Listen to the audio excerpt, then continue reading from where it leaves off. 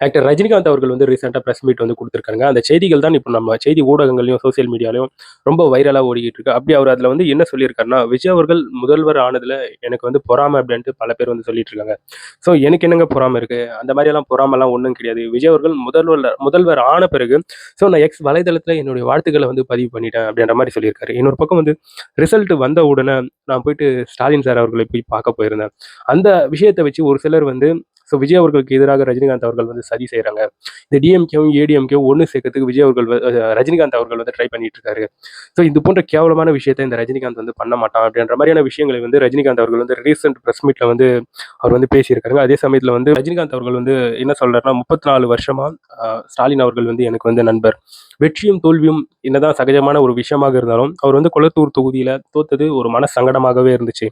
அதனால தான் அவர வந்து மீட் பண்ண போயிருந்தேன். அவருக்கு வந்து ஆறுதல் சொல்ல போயிருந்தேன். அந்த மீட்டிங்க வச்சு தான் இந்த மாரி ஏடிஎம்கே, டிஎம்கே அப்படின்ற இவங்கள வந்து ஒண்ணு சேர்க்க போறேன் அப்படின்ட்டு, இது போன்ற ஒரு கான்ட்ரோவர்சி சுற்றி திரிஞ்சுகிட்டு இருக்கு அப்படின்ற விஷயங்களை பற்றி அவர் வந்து ஓப்பனா பேசியிருக்காரு ரஜினிகாந்த் அவர்கள். இன்னொரு பக்கம் வந்து கமல் அவர்கள் சிஎம் ஆகியிருந்தா கூட நான் பொறாமப்பட்டிருப்பேன். விஜய் அவர்கள் சிஎம் ஆனதுல எனக்கு எந்த ஒரு பொறாமையும் இல்ல அப்படின்ற மாரி பேசியிருக்காரு. இன்னொரு பக்கம் வந்து விஜய் அவர்களுக்கும் எனக்கும் மிகப்பெரிய ஒரு ஜெனரேஷன் கேப் இருக்கு. அவருடைய வயசு என்ன? என் வயசு என்ன? நான் எதுக்குங்க பொறாமப்பட போறேன்? அப்படின்ற ஒரு பாணியில அவர் வந்து பேசியிருக்காரு.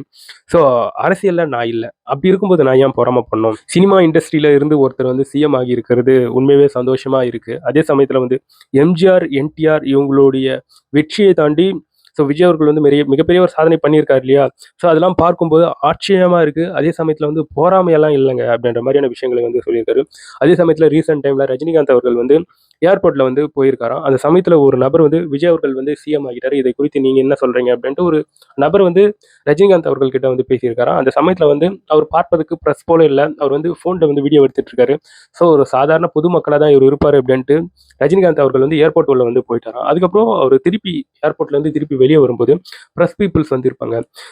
பிரஸ் பீப்பிள்ஸ் கிட்ட வந்து நம்ம வந்து பேசிக்கலாம். விஜய் அவர்களுக்கு வந்து வாழ்த்துக்கள வந்து பதிவு பண்ணிக்கலாம்னு பார்க்கும்போது, ஏர்போர்ட்ல இருந்து வெளிய வரும்போது பிரஸ் பீப்பிள்ஸ் அந்த இடத்துல வந்து கிடையாது. ரஜினிகாந்த் அவர்கள் விஜய் அவர்களுக்கு வந்து வாழ்த்துக்களே பதிவு பண்ணல. அப்படின்ற அந்த விஷயங்கள் வந்து சுற்றி திரிஞ்சுட்டு இருந்தது. அதுக்கு ஒரு முற்றுப்புள்ளியை வந்து ரஜினிகாந்த் அவர்கள் இந்த இடத்துல வந்து வச்சிருக்காரு. இன்னொரு பக்கம் வந்து மிகப்பெரிய ஒரு பொறுப்பு, சிஎம் உடைய பொறுப்பு. இதுல வந்து ரொம்ப கேர்ஃபுல்லா விஜய் அவர்கள் இருக்கணும் அப்படின்ற மாரி பிரஸ் பீப்பிள்ஸ் கேட்கக்கூடிய கேள்விக்கு ரஜினிகாந்த் அவர்கள் வந்து சிஎம் முதல்வர் விஜய் அவர்களுக்கு வந்து அதோடைய இம்பார்ட்டன்ஸிய பத்தி ரஜினிகாந்த் அவர்கள் வந்து சொல்லியிருக்காரு. ஆஸ் யூசுவல் எல்லாரும் சொல்றது தான். மிகப்பெரிய ஒரு பொறுப்பு. அதில வந்து கேர்ஃபுல்லா இருக்கணும். அதே சமயத்தில அவருக்கு வந்து ஒரு 2 இயர்ஸ் வரைக்கும் டைம் குடுக்கணும். அப்படின்ற மாரியான விஷயங்கள் வந்து சொல்லியிருந்தாரு. 2 இயர்ஸ் டைம் இது என்ன சொல்றதுன்னு தெரியல. ரசிகர்கள் வந்து கேர்ஃபுல்லா இருக்கணும். விஜய் அவர்களுடைய ரசிகர்கள் என்ன செஞ்சாலும், விஜய் அவர்களை தான் ப்ளேம் பண்ணுவாங்க அப்படின்ற மாரியான விஷயங்கள் ஒரு பாணியில சொல்லியிருந்தாரு. அதே சமயத்தில வந்து கமல் அவர்கள் வந்து நேர்ல போயிட்டு விஜய் அவர்களை பார்த்து வாழ்த்துக்கள வந்து பதிவு பண்ணியிருந்தாரு.